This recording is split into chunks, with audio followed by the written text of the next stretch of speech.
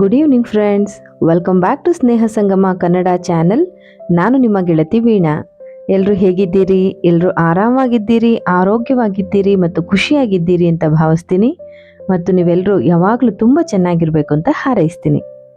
ಈ ವಿಡಿಯೋದಲ್ಲಿ ನಾನು ನಿಮಗೋಸ್ಕರ ಒಂದು ಚಾರಿತ್ರಿಕ ಸಸ್ಪೆನ್ಸ್ ಥ್ರಿಲ್ಲರ್ ಕಥೆನ ಆಡಿಯೋ ಬುಕ್ಕನ್ನು ತಗೊಂಬಂದಿದ್ದೀನಿ. ಡಾಕ್ಟರ್ KN ಗಣೇಶಯ್ಯ ಅವರ ಚಾರಿತ್ರಿಕ ಥ್ರಿಲ್ಲರ್ಗಳ ಸಂಗ್ರಹ ಶಾಲಬಂಜಿಕೆ ಕೃತಿಯಿಂದ ಒಂದು ಕಥೆಯನ್ನು ಇಲ್ಲಿ ವಾಚನ ಮಾಡ್ತಿದ್ದೇನೆ. ಕತೆ ಕೊಂಚ ಕಾಲ್ಪನಿಕ ಅಂತ ಅನಿಸಿದ್ರು ಲೇಖಕರು ತಮ್ಮ ಕಲ್ಪನೆಗೆ ಅನೇಕ ರೆಫರೆನ್ಸ್ಗಳನ್ನು ಸಾಕ್ಷಿಯಾಗಿ ನೀಡುವ ಮೂಲಕ ನೈಜತೆಗೆ ಬಹಳ ಹತ್ತಿರವಾಗಿದೆ ಅನ್ನೋದನ್ನು ನಿರೂಪಿಸ್ತಾರೆ. ಕತೆ ತುಂಬ ಚೆನ್ನಾಗಿದೆ, ಹಾಗಾಗಿ ಕೊನೆಯವರೆಗೂ ಕೇಳಿ. ನಿಮಗೆ ಖಂಡಿತ ಇಷ್ಟವಾಗುತ್ತೆ. ಮರೆಯದೆ ಲೈಕ್ ಮಾಡಿ, ನಿಮ್ಮ ಸಾಹಿತ್ಯಾಸಕ್ತ ಫ್ರೆಂಡ್ಸ್ ಆ್ಯಂಡ್ ಫ್ಯಾಮಿಲಿಗೆ ಶೇರ್ ಮಾಡಿ. ಈ ಕೃತಿಯ ಇನ್ನಿತರ ಕಥೆಗಳ ವಾಚನ ಬೇಕು ಅನಿಸಿದ್ರೆ ಕಮೆಂಟ್ ಬಾಕ್ಸ್ನಲ್ಲಿ ತಿಳಿಸಿ. ಹೊಸದಾಗಿ ಚಾನೆಲ್ಗೆ ಭೇಟಿ ನೀಡಿದರೆ ಜೀವನದ ವಿವಿಧ ಆಯಾಮಗಳ ಕುರಿತಾದ ವಿಭಿನ್ನ ವಿಡಿಯೋಗಳಿಗಾಗಿ ತಪ್ಪದೇ ಸ್ನೇಹ ಸಂಗಮ ಕನ್ನಡ ಚಾನೆಲನ್ನು ಸಬ್ಸ್ಕ್ರೈಬ್ ಮಾಡಿ. ಕಥೆಯೊಳಗೆ ಪ್ರವೇಶ ಮಾಡುವ ಮೊದಲು ಗೊತ್ತಲ್ಲ ರೂಲ್ಸ್. ನೀವೇ ನಿಂತು ಅಲ್ಲಿ ನಡೀತಿರುವಂತಹ ಘಟನೆಗಳನ್ನು ನೋಡ್ತಾ ಇದ್ದೀರಿ ಅಂತ ಇಮ್ಯಾಜಿನೇಷನ್ ಮಾಡ್ಕೋಬೇಕು. ಕಥೆಯಲ್ಲಿ ಸಂಪೂರ್ಣವಾಗಿ ತಲ್ಲೀನರಾಗಬೇಕು. ಇಲ್ಲಿ ಲೇಖಕರು ಕಥೆಯನ್ನ ನಿರೂಪಿಸ್ತಾ ಹೋಗ್ತಾರೆ, ನೀವು ಕೇಳ್ತಾ ನೋಡ್ತಾ ಹೋಗಿ. ಕಥೆಯ ಹೆಸರು ಇಮ್ಮಡಿಯ ಗೋಪುರಗಳು. ಸುಮಾರು 1 ತಿಂಗಳಿನಿಂದ ಕಾಡುತ್ತಿದ್ದ ಸಣ್ಣ ಪ್ರಶ್ನೆಯೊಂದು ನನ್ನನ್ನು ಮೇಕ್ರಿ ಸರ್ಕಲ್ನ ಬಳಿ ಇರುವ ಗುಡ್ಡದಲ್ಲಿನ ಕೆಂಪೇಗೌಡರ ಗೋಪುರದತ್ತ ಕರೆತಂದಿತ್ತು. ಪ್ರಶ್ನೆ ಸರಳವಾಗಿದ್ದರೂ ಅದಕ್ಕೆ ಸುಲಭವಾಗಿ ಉತ್ತರ ಸಿಗದೆ ಬೆಂಗಳೂರಿನ ಹಲವಾರು ಕಡೆ ಅಲೆದಾಡಿದ್ದೆ. ಬೆಂಗಳೂರಿನ ಕೆಂಪೇಗೌಡರು ನಿರ್ಮಿಸಿದರೆನ್ನಲಾದ ನಗರದ 4 ಗೋಪುರಗಳು, ಅವು ಈಗಿರುವ ಜಾಗದಲ್ಲಿ ಏಕಿವೆ ಎಂಬ ಪ್ರಶ್ನೆ ನಾನು ತಿಳಿದಷ್ಟು ಸರಳವಾಗಿರಲಿಲ್ಲ. ಸಾಮಾನ್ಯವಾಗಿ ದಿನಪತ್ರಿಕೆಗಳಲ್ಲಿ ಹಾಗೂ ಪುಸ್ತಕಗಳಲ್ಲಿ ತಿಳಿಯಪಡಿಸುವುದೇನೆಂದರೆ, ಕೆಂಪೇಗೌಡರು ತಮ್ಮ ಬೆಂಗಳೂರು ಭವಿಷ್ಯದಲ್ಲಿ ಎಲ್ಲಿಯವರೆಗೂ ಬೆಳೆಯಬಹುದು ಎಂಬ ಬಗ್ಗೆ ತಾವು ಯೋಚಿಸಿದ ಪರಿಮಿತಿಯನ್ನು ಗುರುತಿಸಲು 4 ಮೂಲೆಗಳಲ್ಲಿ ಈ ಗೋಪುರಗಳನ್ನು ಕಟ್ಟಿಸಿದರು ಎಂದು. ಎಲ್ಲರ ಹಾಗೆ ನಾನು ಸಹ ಇದನ್ನು ನಂಬಿದ್ದೆ. ಆದರೆ ಅನಿರೀಕ್ಷಿತವಾಗಿ ನಾನೇ ತಯಾರಿಸಿದ ಒಂದು ನಕ್ಷೆಯು ಈ ನಂಬಿಕೆಯ ಬಗ್ಗೆ ನನ್ನಲ್ಲಿ ಸಂಶಯ ಹುಟ್ಟಿಸಿತ್ತು. ಈ ಸಂಶಯ ಪ್ರಾರಂಭವಾದದ್ದು ಮೂಲತಃ ನನ್ನ ಜೀವ ವೈವಿಧ್ಯದ ಸಂಶೋಧನೆಯಿಂದ.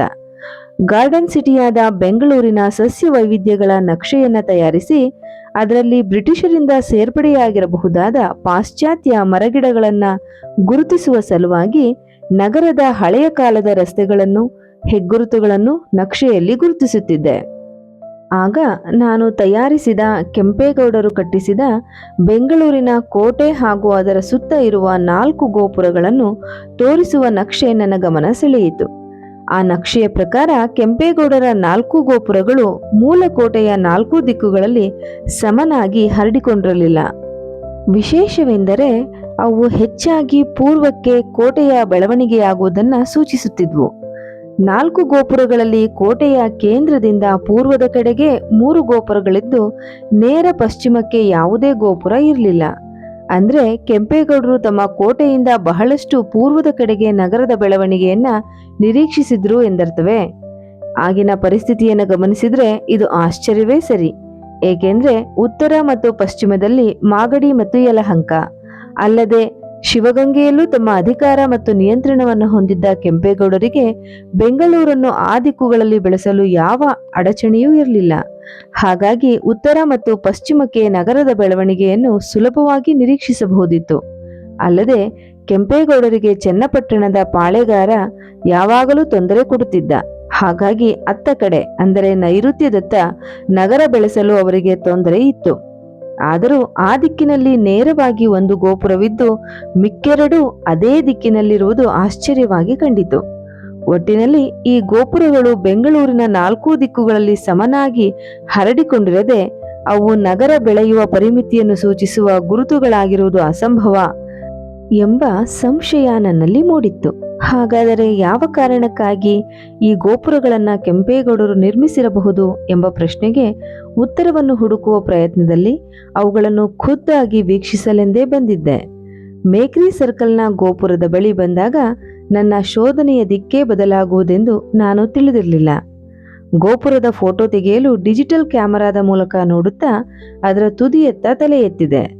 ನನ್ನ ಕ್ಯಾಮರಾದ ಮೂಲಕ ಕಂಡಿದ್ದನ್ನು ನಾನು ಮೊದಲು ನಂಬಲಿಲ್ಲ. ಗೋಪುರದ ತುತ್ತ ತುದಿಯಲ್ಲಿ ಒಬ್ಬ ವ್ಯಕ್ತಿ ನಿಂತು ಬೆಂಗಳೂರಿನತ್ತ ವೀಕ್ಷಿಸುತ್ತಿದ್ದ. ಆತನ ಹಿಂದಿನಿಂದ ಸೂರ್ಯನ ಪ್ರಖರತೆ ಕ್ಯಾಮರಾದ ಮೂಲಕ ನನ್ನ ಕಣ್ಣಿಗೆ ಬಡಿದು ಆತನ ಛಾಯೆ ಮಾತ್ರ ಕಂಡು ಚಹರೆ ಸರಿಯಾಗಿ ಕಾಣಲಿಲ್ಲ. ಕ್ಯಾಮರಾ ಪಕ್ಕಕ್ಕೆ ಸರಿಸಿ ಗೋಪುರದ ಇನ್ನೊಂದು ಕಡೆಗೆ 2 ಹೆಜ್ಜೆ ಹಾಕಿ ಸೂರ್ಯನ ಪ್ರಖರತೆ ನನ್ನ ಕಣ್ಣಿಗೆ ಬೀಳದಂತೆ ನಿಂತು ನೋಡಿದೆ. ಆತ ನನ್ನನ್ನು ನೋಡಿ ನಗುತ್ತಾ ನಿಂತಿದ್ದ. ಸುಮಾರು 50 ವರ್ಷಗಳ ಪಂಚೆ ಉಟ್ಟ ವ್ಯಕ್ತಿ. ಆ ಪುರಾತನವಾದ ಗೋಪುರದ ಮೇಲೆ ಹತ್ತಿ ನಿಂತಿರುವುದನ್ನು ಕಂಡು ಆತನ ಮೇಲೆ ಕೋಪಗೊಂಡೆ. ಗದರಿ ಕೇಳಿದೆ, ಯಾರಪ್ಪ ನೀನು? ಅಲ್ಲೇಕೆ ಹತ್ತಿದ್ದೀಯಾ?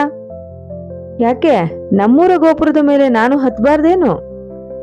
ಆತನಿಗೆ ಏನೆಂದು ಉತ್ತರಿಸಬೇಕೆಂದು ತಿಳಿಯದೆ ಯೋಚಿಸುತ್ತಾ ಕೇಳಿದೆ, ಯಾವುದು ನಿಮ್ಮೂರು? ನನ್ನ ಪ್ರಶ್ನೆಗೆ ಉತ್ತರ ಕೊಡದೆ ನನ್ನನ್ನೇ ನೋಡುತ್ತಾ, ಬರುತ್ತೇನೆ ತಾಳಿ ಎಂದು ಪಂಚೆಯನ್ನ ಎತ್ತಿ ಕಟ್ಟಿ ಕೆಳಗಿಳಿಯತೊಡಗಿದ. ಅವನು ಇಳಿಯುತ್ತಿರುವ ರೀತಿಯನ್ನು ನೋಡಿದರೆ ಈವರೆಗೆ ಬಹಳಷ್ಟು ಸಲ ಹತ್ತಿ ಇಳಿದು ಅಭ್ಯಾಸವಿದ್ದಂತೆ ಕಂಡಿತು.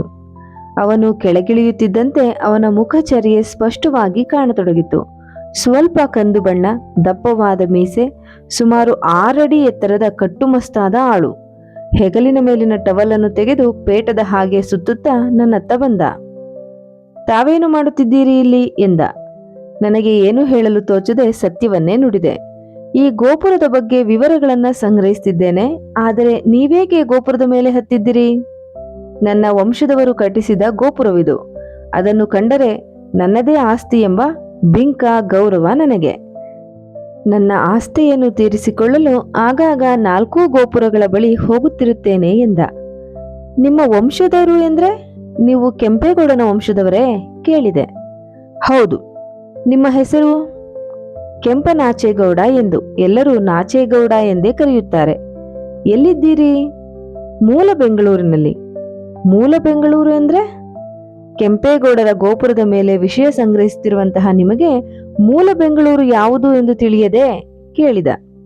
ಇಲ್ಲ ಎಂದೆ. ಹೆಬ್ಬಾಳದಿಂದ ಯಲಹಂಕ ರಸ್ತೆಯಲ್ಲಿ ಸುಮಾರು 5 ಕಿಲೋಮೀಟರ್ ದೂರದಲ್ಲಿ ಇರುವ ಕೊಡಿಗೆಹಳ್ಳಿ ಗೊತ್ತೇ? ಗೊತ್ತು. ಅಲ್ಲಿಯೇ ಇದೆ ಮೂಲ ಬೆಂಗಳೂರು. ಈ ವಿಷಯವನ್ನು ನಾನು ಪುಸ್ತಕಗಳಲ್ಲಿ ಓದಿದ್ದೆ. ಆದರೆ ಅಲ್ಲಿದ್ದಿದ್ದು ಹಳೆ ಬೆಂಗಳೂರು ಎಂದೆ. ಹೌದು, ಕೆಂಪೇಗೌಡ ಹೊಸಕೋಟೆ ಕಟ್ಟಿ ಬೆಂಗಳೂರನ್ನು ಸ್ಥಾಪಿಸುವವರೆಗೆ ನಮ್ಮೂರು ಬೆಂಗಳೂರು ಆಗಿತ್ತು. ಆದರೆ ನಂತರ ನಮ್ಮೂರು ಹಳೆ ಬೆಂಗಳೂರಾಯಿತು. ನಿಮ್ಮ ಚರಿತ್ರೆ ಮೂಲವನ್ನೇ ಮರೆತು ಹೋಗಿದೆ ಎಂದ ದೂಷಣೆಯ ಧ್ವನಿಯಲ್ಲಿ. ಹಾಗೇನಿಲ್ಲ, ಚರಿತ್ರೆಯಲ್ಲಿ ಇದೆಲ್ಲವೂ ದಾಖಲಾಗಿದೆ ಎಂದೆ. ಆದರೂ ಎಲ್ಲ ದಾಖಲಾಗಿಲ್ಲ ಸ್ವಾಮಿ, ಆಗಲು ಸಾಧ್ಯವೂ ಇಲ್ಲ. ಹಾಗಾಗಿದ್ದರೆ ನೀವೇಕೆ ಇನ್ನೂ ಈ ಗೋಪುರದ ವಿವರಗಳ ಬೆನ್ನತ್ತಿ ಇಲ್ಲಿಗೆ ಬರುತ್ತಿದ್ರಿ? ಅದರಲ್ಲಿ ಇಲ್ಲಿ ತಾವೇನು ಹುಡುಕುತ್ತಿದ್ದೀರಿ ಎಂದ. ನಾನು ಈ ಗೋಪುರಗಳನ್ನ ಕೆಂಪೇಗೌಡ ಏಕೆ ಕಟ್ಟಿಸಿದ ಎಂಬುದನ್ನು ತಿಳಿಯಲು ಪ್ರಯತ್ನಿಸುತ್ತಿದ್ದೇನೆ. ನನಗೇಕೋ ಈ ಗೋಪುರಗಳು ಬೆಂಗಳೂರು ಬೆಳೆಯಬಹುದಾದ ಪರಿಮಿತಿಯನ್ನ ಸೂಚಿಸಲು ನಿರ್ಮಿತವಾಗಿದೆ ಎಂದು ನಂಬಲು ಸಾಧ್ಯವಾಗ್ತಾ ಇಲ್ಲ ಎಂದೆ. ಹಾಗೆ ನೋಡಿದರೆ ನಿಮಗೆ ಏನೂ ತಿಳಿದಿಲ್ಲ. ಈ ಗೋಪುರಗಳನ್ನ ಕಟ್ಟಿಸಿದ್ದು ಕೆಂಪೇಗೌಡರೇ ಅಲ್ಲ ಎಂದು ನಿಮಗೆ ಗೊತ್ತೇ ಎಂದು ಪ್ರಶ್ನಿಸಿದ. ಏನು ಹೇಳುತ್ತಿದ್ದೀರಿ? ಮತ್ತಿನ್ಯಾರು ಇದನ್ನು ಕಟ್ಟಿಸಿದ್ದು? ಆಶ್ಚರ್ಯದಿಂದ ಕೇಳಿದೆ. ಕೆಂಪೇಗೌಡನ ಮಗ ಇಮ್ಮಡಿ ಕೆಂಪೇಗೌಡ, ಕೆಂಪರಾಯ ಅಥವಾ ಕೆಂಪೇಗೌನಯ್ಯ. ಇದಕ್ಕೆ ಪುರಾವೆ? ಫಜಲುಲ್ ಹಸನ್ ಎನ್ನುವವರು ತಮ್ಮ ಬೆಂಗಳೂರು ಥ್ರೋ ಸೆಂಚುರೀಸ್ ಎಂಬ ಪುಸ್ತಕದಲ್ಲಿ ಇದಕ್ಕೆ ಪುರಾವೆ ನೀಡಿದ್ದಾರೆ. 1608ರಲ್ಲಿ ಇಮ್ಮಡಿ ಕೆಂಪೇಗೌಡನು ಅನಂತ ಭಟ್ಟ ಎನ್ನುವವರಿಗೆ ಪುರೋಹಿತ ದತ್ತಿಯನ್ನು ನೀಡುವ ಬಗ್ಗೆ ಬರೆದ ಶಾಸನದಲ್ಲಿ ಈ ವಿಷಯವನ್ನು ಪ್ರಸ್ತಾಪಿಸಲಾಗಿದೆ. ಅದನ್ನು ನೋಡಿ ಎಂದ. ನನಗೇಕೋ ಆತ ಕೊಡುತ್ತಿರುವ ವಿವರಗಳನ್ನು ಕೇಳಿ ಬಹಳ ಸಂತೋಷವಾಯಿತು. ಆತನ ಜೊತೆ ಮಾತನಾಡಿ ಹೆಚ್ಚು ವಿವರಗಳನ್ನು ತಿಳಿಯಬೇಕು ಎಂದುಕೊಂಡೆ. ನಿಮಗೆ ಬಹಳ ವಿವರಗಳು ತಿಳಿದ ಹಾಗಿದೆ. ನನ್ನ ಸಂಶಯಕ್ಕೆ ನಿಮ್ಮಲ್ಲಿ ಉತ್ತರ ಸಿಗಬಹುದು ಎಂದುಕೊಳ್ಳುತ್ತೇನೆ. ಸ್ವಲ್ಪ ಕುಳಿತು ಮಾತನಾಡೋಣವೇ ಎಂದೆ. ಸಂತೋಷವಾಗಿ ಬನ್ನಿ ಎಂದು ಗೋಪುರದ ಪೀಠದಲ್ಲಿ ಒಂದು ಕಂಬಕ್ಕೆ ಒರಗಿ ಕುಳಿತು ಕೇಳಿದ. ಹೇಳಿ, ಏನು ಬೇಕು? ಈ ಗೋಪುರಗಳನ್ನು ಇಮ್ಮಡಿ ಕೆಂಪೇಗೌಡರು ಏಕೆ ಕಟ್ಟಿಸಿರಬಹುದು ಎಂಬುದರ ಬಗ್ಗೆ ನನಗೇಕೋ ಅನುಮಾನವಿದೆ ಎಂದೆ. ನಿಮ್ಮ ಅನುಮಾನ ಸಹಜವೇ.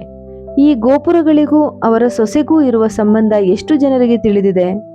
ಚರಿತ್ರೆಯಲ್ಲಿ ಹುದುಗಿರುವ ಗುಹೆಗಳ ಒಳಹೊಕ್ಕರೆ ಮಾತ್ರ ಈ ರಹಸ್ಯಗಳು ಬಯಲಾಗಲು ಸಾಧ್ಯ. ನಮ್ಮ ವಂಶದಲ್ಲಿ ಇಂತಹ ಹಲವಾರು ವಿವರಗಳು ಅವಿತುಕೊಂಡಿವೆ. ಅವನ್ನು ಕೇಳುವವರಾರೂ ಇಲ್ಲ. ನಾವು ಹೇಳಲು ಹೋದರೆ ಯಾರಿಗೂ ಬೇಕಿಲ್ಲ. ನಾವು ಸಹ ಹೊರಗಿಡಲು ಬಯಸುವುದಿಲ್ಲ. ತಾವು ಕೇಳುತ್ತಿದ್ದೀರೆಂದು ಹೇಳುತ್ತೇನೆ ಎಂದು ಪ್ರಾರಂಭಿಸಿ ಮುಂದುವರಿಸಿದ. ಬೆಂಗಳೂರಿನ ಬಗ್ಗೆ ಹಲವಾರು ದಂತಕಥೆಗಳಿವೆ. ಅವುಗಳಲ್ಲಿ ಬಹಳಷ್ಟು ಸತ್ಯದಿಂದ ದೂರ.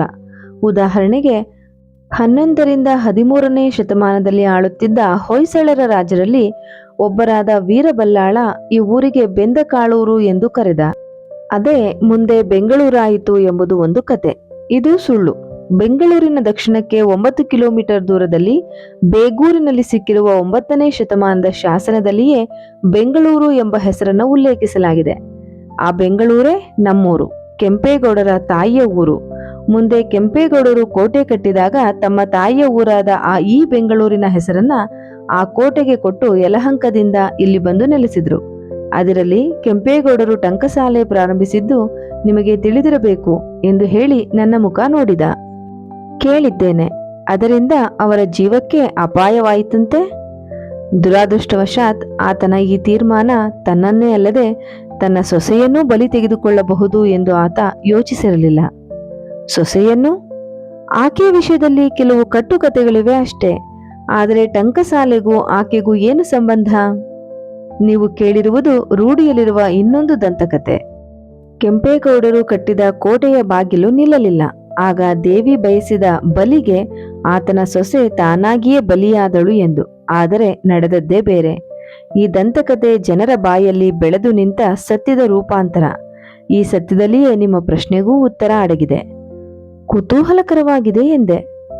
ಕೆಂಪೇಗೌಡರು ವಿಜಯನಗರ ಸಾಮ್ರಾಜ್ಯದಲ್ಲಿ ಪಾಳೆಗಾರರಾಗಿದ್ದುಕೊಂಡೇ ತಮ್ಮದೇ ಸಾಮ್ರಾಜ್ಯ ಕಟ್ಟುವ ಹವಣಿಕೆಯಲ್ಲಿದ್ದರು.